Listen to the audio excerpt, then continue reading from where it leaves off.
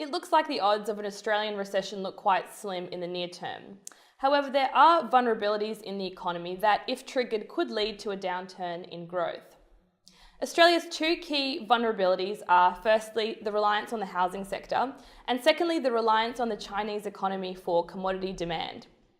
The key risks around the housing sector are around dwelling price declines. And the key risks that we see around lower dwelling price growth is if the RBA starts to hike interest rates, and if the new supply of dwellings that's coming online really reaches oversupply levels. And we're particularly seeing risks of that around the apartment sector on the east coast of Australia.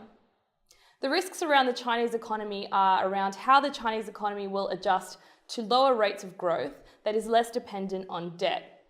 So far, indicators for these two major risks around Australia are looking stable, but they do warrant some monitoring over the near term.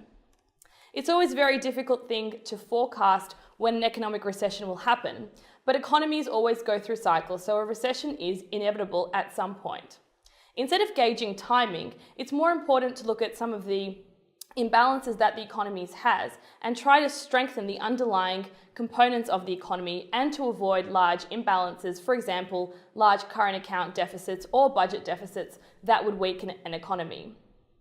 We still think that Australian shares are likely to underperform global shares, and particularly Europe and Japan in the near term.